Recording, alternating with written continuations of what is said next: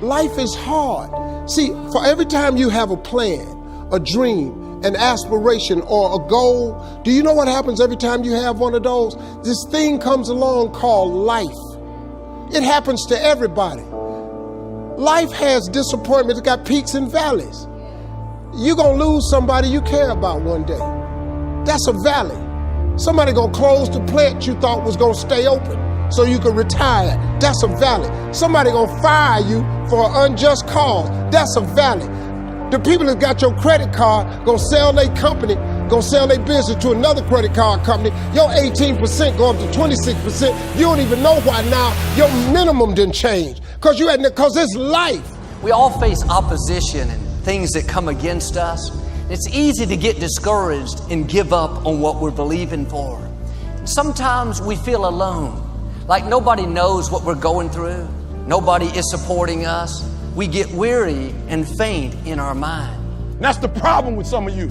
You always want to blame other people. You want to hold other people to the fire, but you're not holding yourself to the fire. You just said you're giving 50%. You owe you an explanation. You owe you an explanation. You need to look at yourself in the mirror and say, why are you only giving 50%? What's wrong with you? See, a lot of people allow fear to stop them from living their dream. Answer your calling. Whatever you're called to do, don't count yourself out. Don't say, I can't do that. Many of us go through life saying no, and you don't even know what you're saying no to. You don't know what you cannot do. And if you create a culture of losing, if you keep being a victim, if you keep letting losing happen to you, if you keep letting people do you and treat you any kind of way, it's going to become a culture. See, this is the only life you've got. So you don't want to squander it doing something you don't want to do, feeling you can't do any better. You can do better. You should do better. You deserve to do better. You are entitled to that. That is your right to do better. True change comes from you. The only change that's going to happen, it comes from all of us. It comes from you. If you keep learning all the time, you have a huge advantage. And we both just like it. And we have a wonderful group of friends. Really wonderful. From whom we can learn a lot. We should look at the greatest achievers who've ever walked among us, know that they all came from the same intelligence, and recognize and help people to find that within themselves. Self-actualizing people. The number one quality and characteristic of these people who live at the apex, self-actualization, who are way beyond just taking care of their biological needs, who are way beyond their social needs, who are way beyond needing to be loved and so on. These are people who came here with a purpose. These are people who have a dharma. These are people who won't let anyone else determine what it is they're going to be. The number one quality of these people is that they are independent of the good opinion of other people. They listen to an inner voice. The question is, how willing are you to pay attention? How willing are you to listen to that inner voice that no one else can hear? That little scurvy elephant in there that says, you're not the boss of me. You can't tell me what I'm here for. It takes a kind of fearlessness, because fear is such an omnipresent force in our lives. I do what I do because of the passion I feel. I am not here because of what you paid me to be here for. I am not here because of any need that I have to sell another book. I am not here for anything external to myself. I am here because I have a passion within me. You develop your gifts. Your gifts will take you places that you'll never begin to imagine. Decide that you're going to work with it until it gives you the blessing that you want, and don't let up on it. Just keep right on working it and working it and working it, and knowing that whatever you do, you can better your best, that you can get better at it, that whatever you are achieving right now, it's only a tip of the iceberg of what's possible for you. Your brain is your lid. If you take the lid off, the potential in every one of us is expansive. It's unbelievable. Imagination is everything. It's the preview to life's coming attractions. You know what that means? Everything was once a thought. That's what that means. Let your imagination go. Open up your mind, trip a little bit, be something extra. But folks, if imagination is everything, why not use yours? The possibilities in your life are endless, man. Albert Einstein said once, he said, imagination is everything. It's the preview to life's coming attractions. Now, I want you to get this now. Imagination is everything. It's the preview to life's coming attractions. Because if you think about it, everything you have, everything we have in this world, somebody imagined it. It's your imagination is tremendous. Somebody was sitting on the phone one day talking with a cord to the wall and said, man, I wish I could just go outside with this phone. Everybody in here got a cell phone.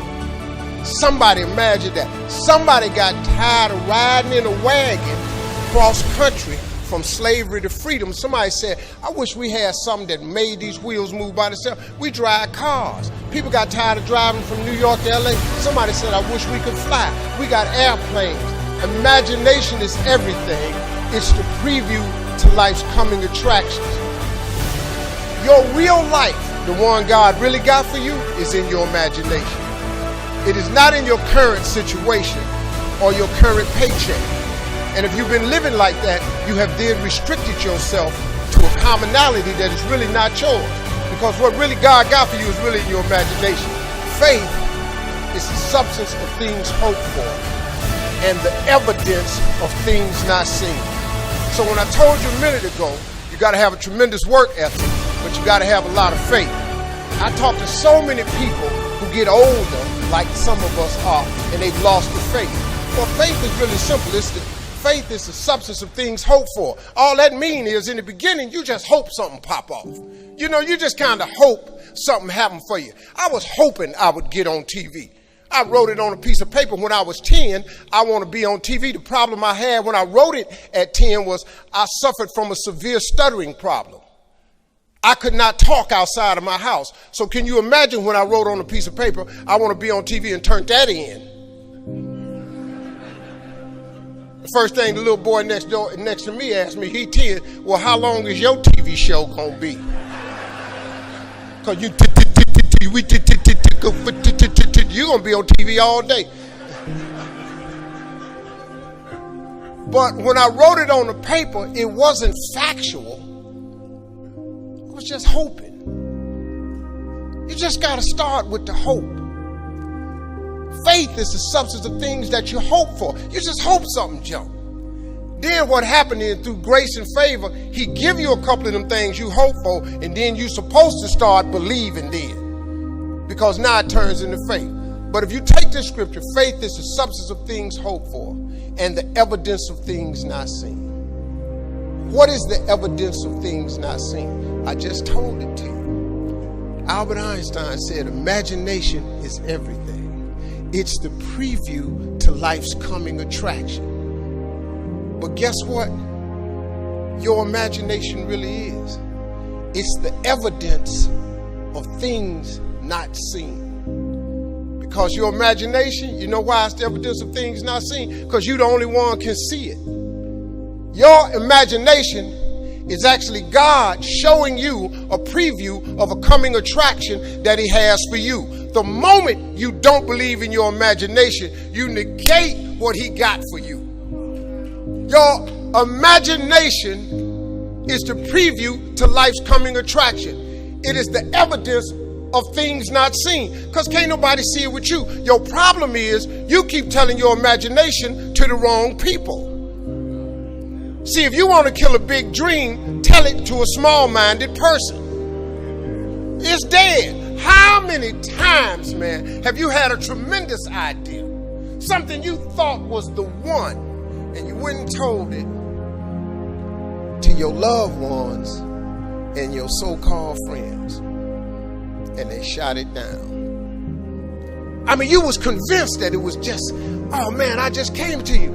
And you told it to them and they shot it down. And you thought since they was your loved ones and their friends and they got your best interests at heart, you believed them. You was wrong. You let them talk you out of what God got for you. Some of y'all still sitting here with the ambition of opening a business one day, but you scared to go start the business because you got a job and you got bills. Rich people got bills. Everybody got bills. Hell, I got bills. Everybody owe somebody something. I got something with the bank right now. You're going to let the fact that you got some bills stop you from opening the business, the thing that God done put in your imagination. So you're going to squash that because you got bills. Everybody got bills. Your real life is in your imagination. Christy talked about affirmations. Abundant thinkers understand the power of I am. Anything after the word I am is true to your unconscious mind, Michael. Anything after I am. Anything after I am. Even if you know it's not true, your conscious mind will believe it. Anything after I am. So the use of affirmations is very intentional and very consistent. I was diagnosed as clinically depressed. In 1998, I was diagnosed as clinically depressed. It didn't make sense. I had been in a relationship, I was engaged to get married, and my fiance, who I did not know at the time, was bipolar. And he'd stopped taking his medicines and under the belief system that love can cure anything. And so I ended up being picked up and thrown 3 feet across the room, and I ended up being choked until I passed out. And once I got out of that relationship, I just was different. It was different. So my mom insisted that I go to the doctor. I went to the doctor and I sat on the table and she checked me and talked to me and came back in with a prescription. And she said, Lisa, you're clinically depressed. And I felt like I heard Charlie Brown's parents talking like, wah, wah, wah, wah, wah. Clinically depressed, at least that'll make sense in that same sentence. And she handed me a prescription, and I read the prescription. It had my name on it, and it said Prozac. And I thought, that don't make sense. Lisa Nichols, that don't make sense. And I said, do you mean I'm sad? She said, very, very sad. I said, can I try something? And I'm not recommending you guys, if you're on medication, you stop taking your meds. Please don't do that. I asked my doctor. She agreed. I said, do you mind if I try something before I take this? She goes, yes, but I need to see you back in 30 days. If you're in the same condition, I need us to try this medicine. I said, okay, I could do that. So I went home, and every day I got in the mirror and I drilled I am every day, because I realized I had forgotten who I was. I just forgot. And it was okay to forget. I just forgot. So every day for 25 minutes, I just went over the I ams. Every day, I am. And then I paralleled that with I forgive you for. Then I paralleled that with I commit to you, Lisa. Every single day. I went back in 30 days and I'm talking to her and I'm on fire. She's just looking at me. And I'm just talking. She twisted her head again. And I'm just talking. She says, wait, I got to stop you. I said, what? She goes, what are you taking? And can I have some? I was like, I'm taking some of me. And so the power of I am can pull you through the darkest moment. The power of I am. Switzerland, there are some mountains that can be climbed by people like you and me. We got to get a little bit better condition. But I mean, it's not like the mountain climber mountains that would be way beyond our skill level. But some of these mountains that can be climbed by you and me, it takes a day to get to the top, and then you just camp up there and you come down the next day. And on many of these places in Switzerland where you could do that, about halfway up the mountain is what they call the halfway house, halfway up the mountain. So a group of people starts off with a guide in the morning, and about noon, you're kind of tired. You've been walking now for 4 or 5 hours, and you're coming up to the halfway house, and it's just it's a wonderful sight. Because as soon as you enter in the halfway house, you can smell the food, and they're getting ready for a good lunch, and you sit down, there's a fire in the fireplace, and there's nice soft chairs, and you can just rest your body and refresh your body. And so the people go into the halfway house and they eat and laugh and enjoy and just really, really just kind of take in that wonderful, refreshing atmosphere. About an hour and a half after being in the halfway house, the guide gets up and says, well, gang, it's time to put on your gear. We got to hike. We got to get on up to the top. This is a fact. About half the people decide not to go on up to the top. They're sitting around the table and they're just saying, you know what, go on up. You're going to be coming by here tomorrow. You're going to be having lunch here again tomorrow. We're just going to hang here. And so the people that want to get to the top, they put their stuff on and they kind of leave. And the rest of the people sit behind. They eat a little bit more food, get around the piano, sing some songs, get around the fireplace, enjoy the fire, warm themselves by the fire. And play games all afternoon, kind of enjoy themselves. But about 4:30, 4:45 in the afternoon, without anybody saying a word, the people who stayed in the halfway house, they slowly go over to where the window is, the big window, and they start looking outside, and they start looking up at the top of that mountain. And as they look at the top of that mountain, they see their friends.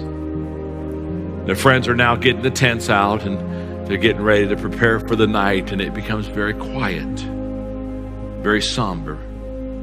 Because everybody in the halfway house realizes the mistake they've made. They've sold their mission for a little bit of comfort for a few hours. Next morning, down come their friends, and by noon, they come into the halfway house. And when they come in the halfway, they are laughing, they're high-fiving, they're talking about what they've seen, where they've been, experiences, the fact that it was almost impossible to get up there. In fact, they had to help each other get up there, and how they joined teams and held hands, and they just tell them all these stories and talk about the pictures they've taken, and they got the group picture up there with the flag at the top, and the people who remain behind, they don't say much. They just eat their lunch and then follow the rest of them down to the bottom of the hill where their friends are waiting for them. And those who paid the price and went to the top, who understood now is the time to reach the mission, they hug and tell stories and celebrate. And the others, they just kind of slip off and get in their car and go home, because they realize they're never going to be what they wanted to be. They're never going to see what they wanted to see. They're never going to do what they wanted to do, because they failed to realize when they're at the halfway house, now's the time to rest, and they go on.